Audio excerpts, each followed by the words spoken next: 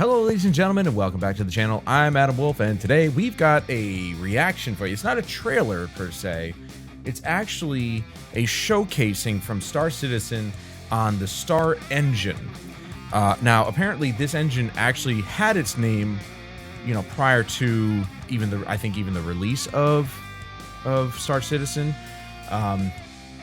But I didn't know that. I just knew that they were on CryEngine first, and then they moved to Amazon's Lumberyard engine. And I guess they've always had StarEngine. Like, it's an iteration or a modification of Amazon's Lumberyard and CryEngine. They've kind of like combined the technologies, I think, maybe, if I'm understanding that correctly. If not, you know, leave a comment down below. Let me know if you know more about how they did that. I'm just assuming it's a combination of the two engines because Lumberyard came with AWS, whereas CryEngine was just CryEngine, and I love that engine. It's like my favorite. But I guess they kind of combined it and they called it StarEngine, which is appropriate. So I'm really excited about this one because I started watching it. I'm like, I'm gonna make a video on this. It's a fly-through, uncut, for 24 minutes. And we are going to go through it all, but I'm going to watch this and kind of just like hopefully be in awe, because while I don't play Star Citizen, the multiplayer, I am very, very interested in Squadron 42, and I'm hoping that it comes out within the next year. I don't know if they've mentioned that. I can't remember if there was a release date, but I know at this year's CitizenCon they showed a little bit more, and it looks promising. New lighting technology and stuff like that makes the game look so much better. I think new models, maybe. Things are getting updated, so it'll be great to see Squadron 42 finally come out, and it'll be, I mean, if anything makes me upgrade my computer, at least my graphics card, that'll be the game.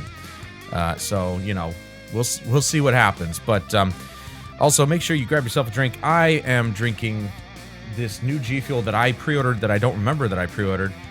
It's based on the Witcher series. Got a nice little collector's box there. I made an unboxing video. It's black currant, very tasty. If you like G Fuel, see if you can pick this up. I highly recommend picking up the collector's box. It's gorgeous. You should watch the video to kind of get a glimpse as to what comes in it. So yeah, grab yourself a drink, sit back, relax, and I hope that we all enjoy this. So let's get to it. So everything you are about to see has been captured in-engine as one in-engine, okay? Not in-game, in-engine. Remember the distinction. As one continuous shot without loading screens, distance between planets has been compressed for the sake of brevity. Which means that the planet's distances, if you've played Star Citizen, you know they're large and probably almost, not, I wouldn't say one-to-one, obviously, but, I mean, pretty close. Sorry, I had to cut there. I wasn't sure if the sound was being captured because I'm looking at the meter and it's not actually registering, but it is actually capturing the sound. So here we go.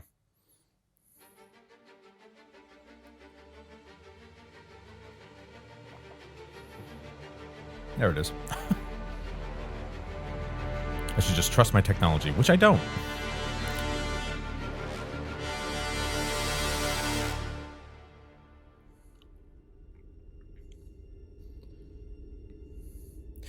This is rendering in 4K, and this is the other cool part that I noticed is that you can see the relative velocity of the camera zooming through the universe that they built and how much distance is actually covered, which is kind of crazy to put into perspective. And they will have explanations down in the bottom left, which you guys can't see. Hold on. Let's put my camera where it doesn't matter. All right. Sorry about that. A 64-bit large world coordinates engine. Not sure what that means. 64 bits is a lot, but I don't know what that means. I love space, man. Astronomy is one of my favorite subjects. But it is my favorite subject, not one of them. It is. Here's Microtech in Stanton 4. I've heard a lot about this through Level Cap's videos. Fully explorable planets without loading screens or boundaries. So if you have been following Star Citizen at all for any moniker of time, you know that. It's a seamless universe. in and out of atmosphere whenever you please. That's the coolest part, is just physically based atmospheres, which is like insane to think about.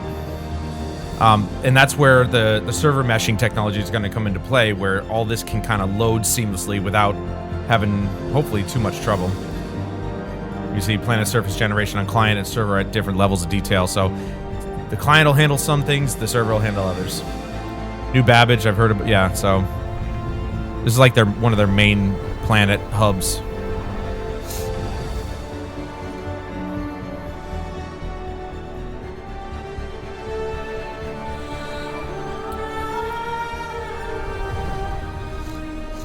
I just can't wait for Squadron 42. It's going to be so good. I don't really have much of an interest to play the multiplayer, but definitely interested in the single player.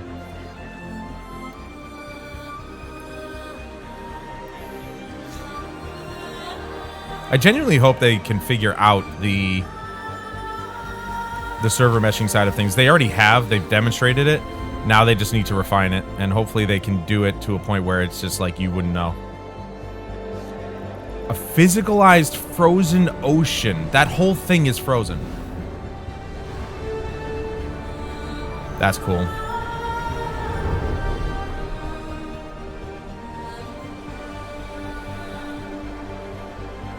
I love the fact that they're showing us the speed and the distance covered and everything. This video is 24 minutes. That means somebody had to spend probably months getting the camera to, you know, fly through the right spots and, you know, accurately and all this other stuff. And it's just, that's crazy to me. More likely, you know, a team of people, cinematographers and whatnot. So because they know how to work with cameras. The ships are unbelievable to look at. So basically, I think they put this video out for people who don't know much about Star Citizen, haven't been following it or anything, just to kind of show them what they've been working on over the last 12 years.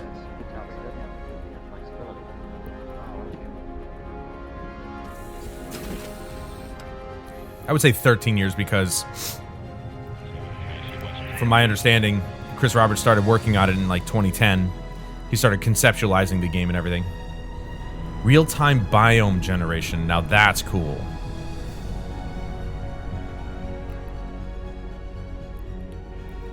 Now, obviously, a lot of people are going to look at this and be like, well, we could just play No Man's Sky. And yes, you can. Yes, you can. But you won't get the type of technology that this game is actually heralding, if you will. See, you went from snow to green. And it's not like I wouldn't want to play the multiplayer. That's the bread and butter. That's where you get all the cool stuff. But, you know, the single player is definitely my kind of thing.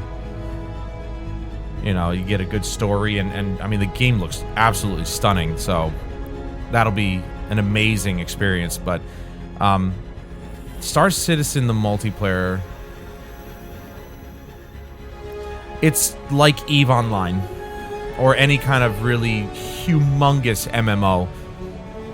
You either are in it from the beginning or you're not, you know, and I wasn't, and I don't think I'm going to be. There's just, you have to put in time. You're either all in on this game or you're not.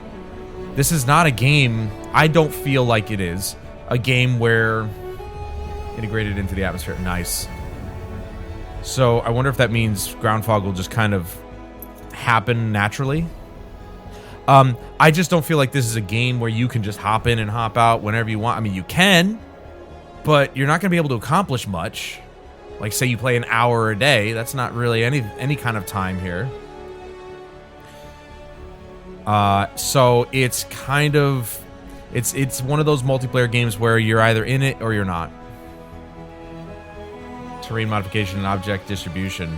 What? What does that mean? Like, rivers actually erode things and move things? Is that what that means? Can you imagine if they did something where they figured out how to incorporate ray tracing on the server side? Because they're already rendering stuff on server side as well as client side. Imagine if they figured out how to ray trace the game through the server so you don't have to take that hit. Dense environment, procedural generation based on rule sets. Wow. So they're trying to figure out how to just make things naturally happen, which is insane. But this is why I love the CryEngine, because it in my opinion, as much as I love the look of Unreal Engine, CryEngine is, in my opinion, is a far superior looking engine. Like, it creates better looking games than any engine on the market. If you're going for realism, you use CryEngine. If you're going for a mixture between realism and fantastical, Unreal Engine's the way to go. I mean, and visually, I mean, the game just looks amazing. And by the way, again, this is running at 4K, and the compression on the video is trash.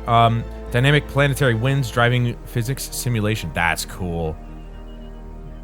Wow, simulated wind. There's not a lot of games that do that either. Look, aminals. It's a generator of flora and fauna. Dynamic. They're making everything literally real-time dynamic. That's nuts. Now, does that mean animals will just breed and then, you know, birth new animals? I don't know. I don't know if they went that far, but apparently they're doing it dynamically. Animals will come and go, and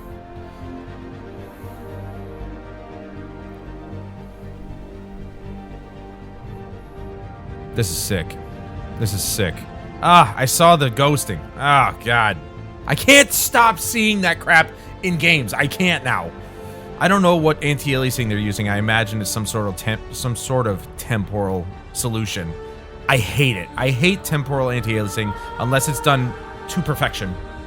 Generation and rendering of volumetric clouds at planetary scale. Yeah, dude. When I heard that they were doing that, holy crap, that blew my mind. That's all propagating naturally, like. And then the seamless transition from ground to space. Obviously, we've seen it with No Man's Sky, but that, again, is a very cartoony looking game as opposed to something that looks like this.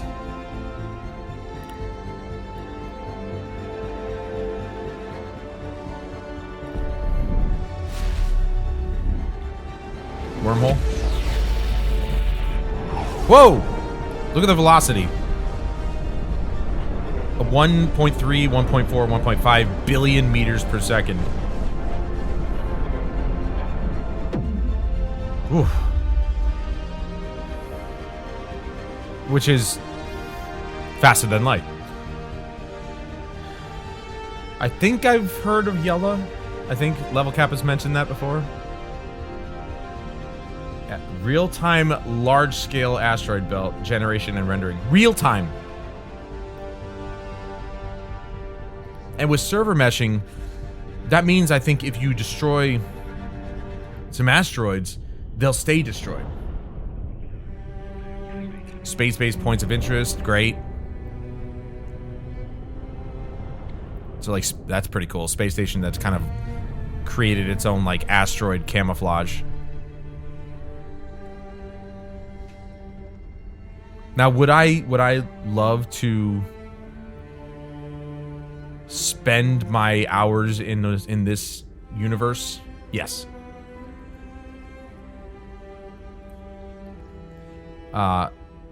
Because it's space.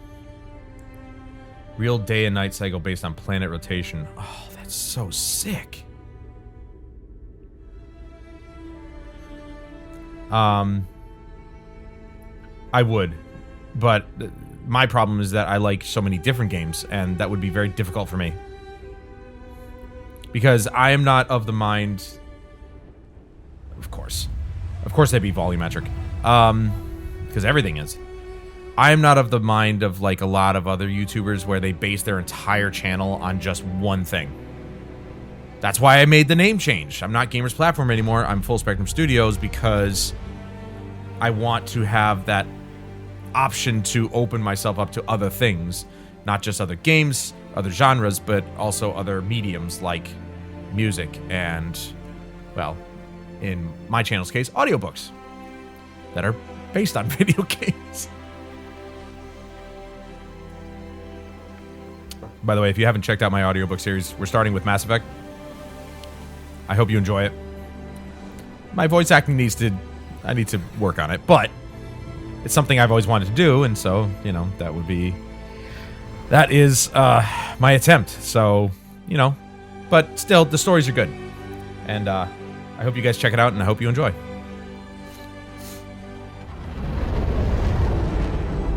Oh, that's a cool ship. I like that one. I've always been a fan of smaller ships, you know what I mean? Like, when it comes to spaceships, I love the smaller, more maneuverable ones. You know, that's aside from when I play, like, whoa. Okay, flying whales.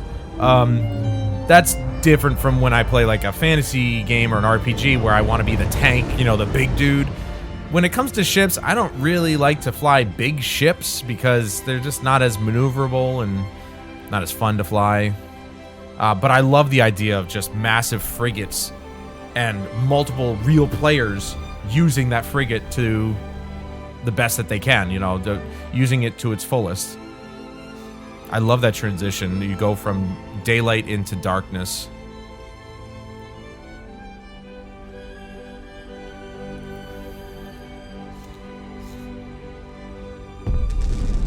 And we're warping again. We're gonna hit 1.5 billion this time? No. 200, 300, 400, 5, 6, 7, 8, 9. About 700 million.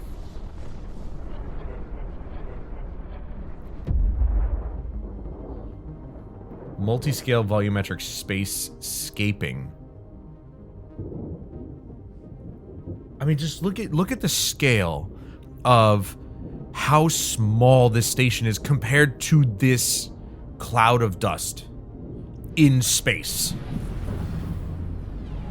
This is why I love space, because and astronomy in general, because it is, people just don't understand the scale, and it's hard to imagine the scale of the universe.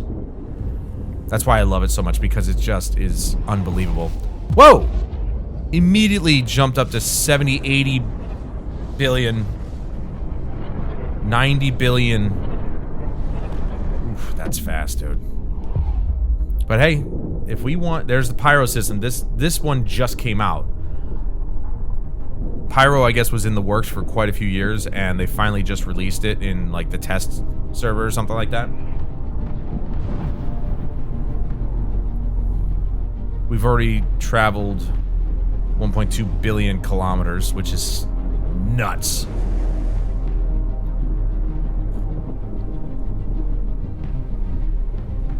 Yeah, this is like the pirates, the space pirates' home, essentially. Like, no laws here. It's the Wild West, essentially.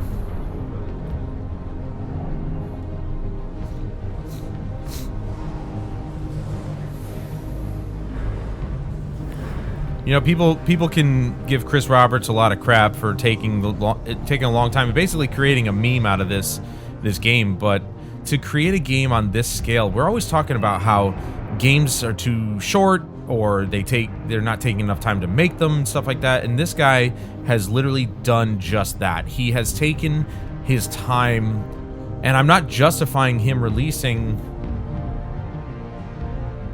Oh, that's pretty cool. Melanin driven. That's going in detail right there. He has actually seen what it's going to take to make something of this scale and said, I need a lot of time and I need a lot of money. Now, and you know, while I don't agree with the fact that he's released the game, it's been in alpha state forever, and I believe he even said it's never really coming out. It's just going to be updated the whole time. He's basically created the ultimate live service, essentially. Where you don't really have to pay for any of the updates, but he makes all his money from selling ships. So, you know, I don't agree with it, but I gotta give the man props for having a vision and saying, I want to make this. And it's gonna take a long time, but we're gonna make it happen. And he's doing it. It's been 13 years since concept till now. Might still be an alpha, but I mean, it's one of the best looking alphas I've ever seen. But it is just like, people don't give the credit where it's due. And the fact that this man is taking his time and making sure that it is literal perfection and working exactly as he envisioned it to work. I mean, when you give Christopher Nolan tons of money to make a movie, do you expect him to take shortcuts? No. Why do you think Christopher Nolan's one of the most revered directors in Hollywood right now? The guy makes banger films. Pyro 3. Okay, so here's the planet. But, I gotta give Chris Roberts props, man. The guy had a vision, and he set out to do it, and it didn't matter how long it took to him. He was just like, I'm gonna give you guys one of the greatest games of all time. Sunshaft Occlusion on a planet. Oh, that's so cool, though. Look at that. Now, obviously, that's subjective. I'm a huge astronomy buff, so, like, I believe this could be, one day, considered one of the greatest gaming projects of all time. And it already is. It's on such a massive scale. But he's doing it.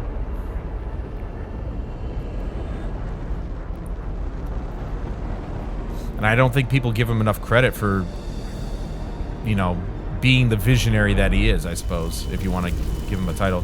All right, the dynamic fire simulation, when I first saw that, that was pretty cool, man. I gotta say, like, they have dynamic... Basically, think back to Far Cry 2. One of the games that started it all with the spreading of real-time fire spreading and stuff like that. He's kind of just taken that idea and just ran with it.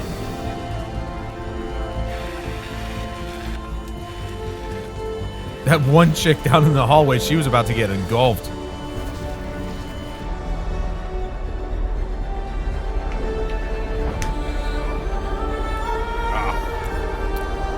Little powder left over. Ugh.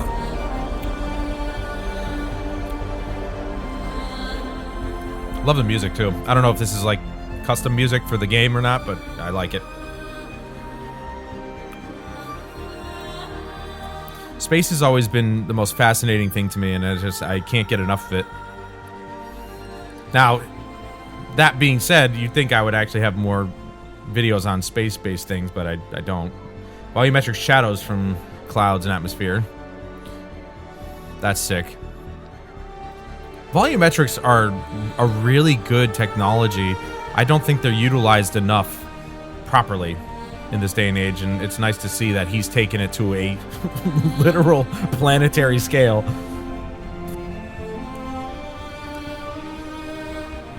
Like, there's some games where it's been used. I think Assassin's Creed Origins and Odyssey, you know, the later Assassin's Creed games all use, I think they all use volumetric clouds and stuff like that, and it's really cool to see. They're all very dynamic way to have the light play off, you know, the atmosphere. But to this scale, man, that's nuts.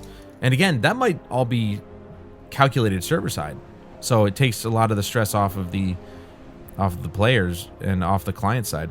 But you can see the mountains kind of warping in as you get closer. The level of distance, or level of detail distance is actually, I mean, but we're looking at hundreds of meters away. So, like, the fact that it's rendering that well, that far out, is actually pretty good.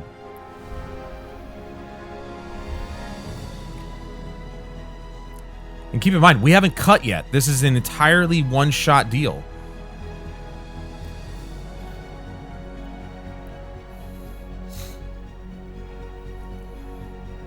But just imagine, just one planet alone is so massive. There's the ship, I believe, that's in the single player. Yeah.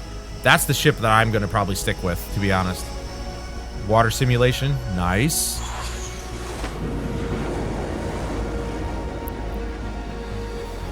simple solution to a problem. It's a water decal. So that right there is a static thing. Streaming hierarchical object container technology for outposts and points of interest. Okay. It's just, you got a decal, which is usually a static thing in a world, and then they just added a layer of physicality to it on top while staying static. It just creates this effect on top without really having to render real-time water, you know what I mean? It looks like they are using a little bit of screen space reflections, maybe kind of a mix. I saw that. Physically based advanced water effects, yeah. When I saw that happen, I was like, holy crap, dude.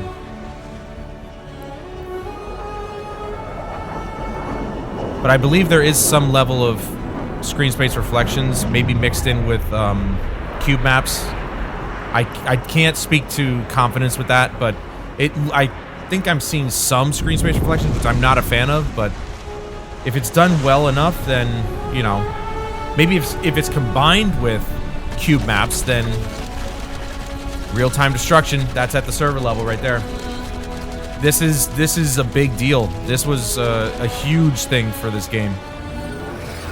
When you could dynamically destroy things. Dynamic destruction to ships and everything. One of the hardest things in CG is to render water and render it properly. Now, that doesn't look perfect, but it's better than most games that aren't at this scale. Oh, look, it's a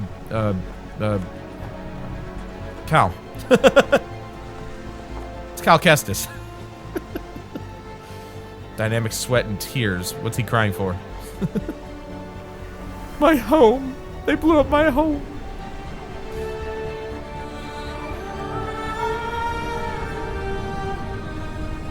Is it Cal Kestis? No, that's Jedi Outcast, right? I don't know. Jedi Survivor, you know?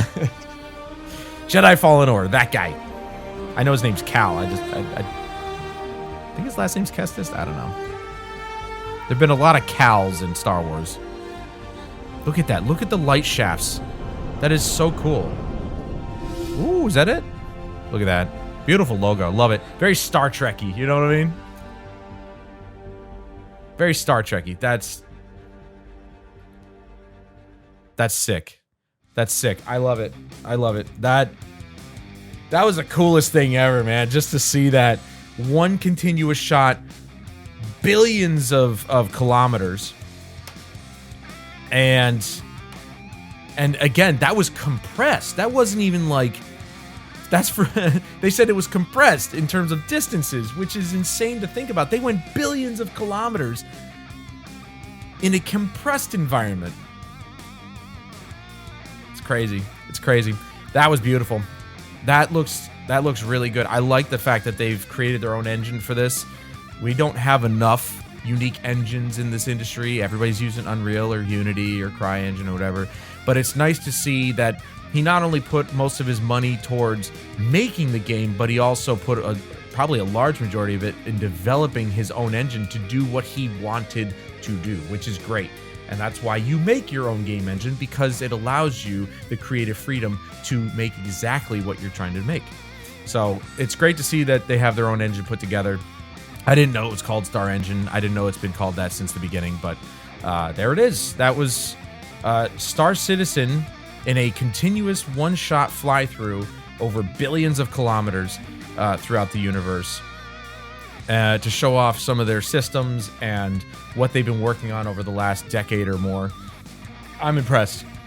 I'm absolutely impressed, you know, and as much as we give them a lot of crap for taking this long, to do what they're doing, it had to take this long. The technology wasn't there, and they had to work on it. So call it what you will. It's very impressive, and I'm really excited to see where this game really takes the industry. If not into the future. I mean, they say the future of gaming is StarEngine, but everybody says that about their game or their engine or their idea. But I genuinely think that in this case, what they're doing with StarEngine is the future of gaming. Cloud-based calculations that take a lot of the heavy load off of the client and allow the player to just play the game without having to worry about whether or not their computer can render this physics engine or this physics over here, or these dynamic clouds and day-night cycles over here, or whatever. It just takes all the horsepower of the servers and just makes them do the heavy lifting, which is great. So I can't wait to see more from StarEngine and from Cloud Imperium Games, and I certainly cannot wait to see Squadron 42. I'm really hoping that they actually bring that out within the next year, because I will upgrade my computer for that, because they're not coming to do it. They're not coming to a console with it, which is unfortunate. I think the PS5 could handle it, but I don't make video games, so I don't know. But let me know what you guys thought in the comments down below. This is a bit of a longer video, but that's okay, because I was super interested in this, and I hope you are too, because it's impressive. It's impressive, and I can't wait to see what comes out of this for the future of gaming. And please join me again in the next video for yet another trailer reaction of some sort. If something catches my eye, I'll make a video on it, and hopefully you guys will be here to enjoy it with me. But until next time, I'm Adam Wolf, and I'll see you guys later.